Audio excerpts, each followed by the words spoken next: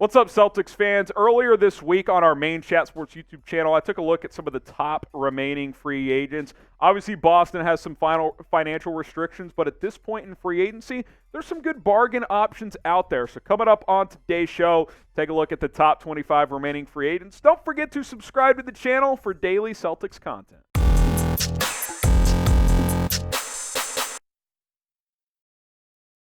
You're watching NBA Now by Chat Sports. I'm Harrison Graham. On today's show, we're going to take a look at the top 25 remaining NBA free agents. Now, if you're watching this beyond our live show later on and one or two of these guys has ended up signing, we apologize. Guys are signing left and right, but we're going to take a look as of late on Thursday who the top remaining free agents are. Now, hit that subscribe button before we break down these free agents. We're less than 200 subs away from 343,000. I would love to hit that milestone by the end of this week. So help us out. Subscribe to the channel if you want more NBA news and rumors coverage. All right, top 25 free agents here. Let's take a look at PJ Washington, who's a restricted free agent, obviously. One of the biggest names still out there. Now, there's a report out there from Mark Stein that he wants $18 million per year. Now, the only team that can pay him that is Charlotte. If an external team signs him to an offer sheet or executes a sign and trade, the most they can give him is the Grant Williams deal with Dallas, 4 years and around $54 million, so 13 and change per year. So Charlotte might be sit there and saying, okay, you want $18 million per year. We're not going to give you that. We'll just let another team offer the max that you're able to get, and then we'll just match that offer. PJ Washington could counter and say, okay, I'll just sign the $8.5 million qualifying offer and become unrestricted next year. We'll see how it plays out. Another Charlotte Hornet, it is Kelly Oubre, who remains unsigned. He is an unrestricted free agent. Oubre, a 20-point scorer last year. Not the most efficient guy, 43% from field, low mid-30s from three, but very athletic, still young. I think he could be in line for a contract in the range of the mid-level exception. Christian Wood remains unsigned, the big for the Mavericks, who statistically, out of all the remaining free agents, is maybe the best player on the market, average almost 17 and 8 with good shooting, 51% from the field, 38% from three, but did not seem to mesh well in the Mavericks culture. Don't know how coachable he is. Very curious to see what type of contract he gets. Another restricted free agent here, Ayo Dosunmu, entering his third season after playing his first two with the Chicago Bulls, second-round pick from a couple years ago. Didn't shoot the ball as well in year two, but he's a great defender, still a young piece. I think the Bulls should retain him, but they might let him sign an offer sheet elsewhere first before making that decision. Terrence Ross, who signed midway through the season got traded midway through the year last year to the Phoenix Suns.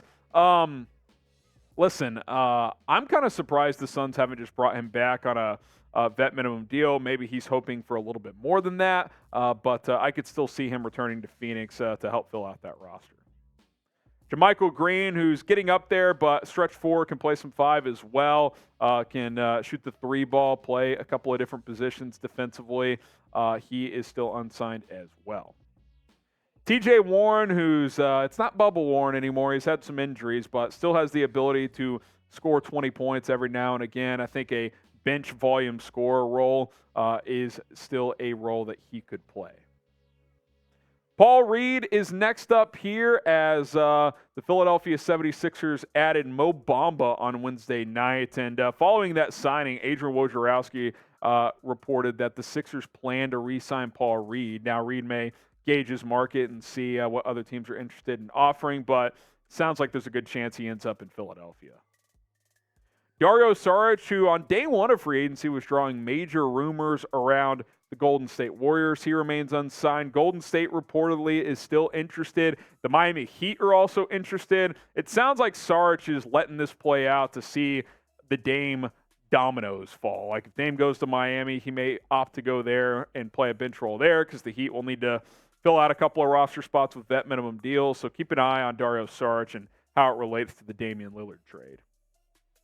Jaylen Nowell, who scored pretty well last year, shot the ball well from the field, but not a good three-point shooter, less than 30% a year ago. Can play a little 2-3 action there. Here's to see where he ends up. Hamidou Diallo, who is an athletic guard, kind of the same deal as Nowell. Doesn't shoot the ball well from the outside, but can score in transition, can get to the basket a bit. Decent combo guard off the bench.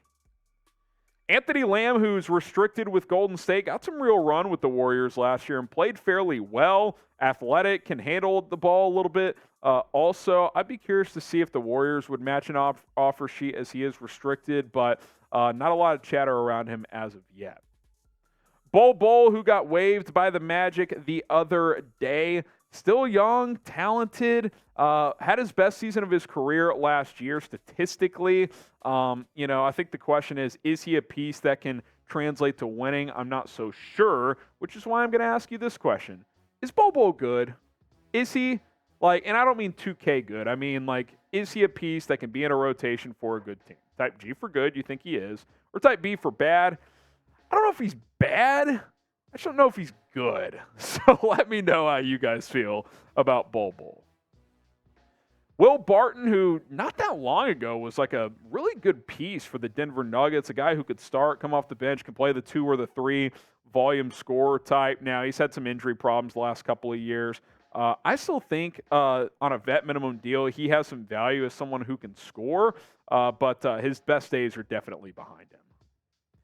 Bismack Biyombo, who remember when he signed that massive deal with Toronto way back when, he ended up in Phoenix, played a backup center role for them. He remains unsigned. I could still see him returning to the Suns potentially on a 1-year deal, but if a team's looking for a decent backup center, he is someone that you could go sign.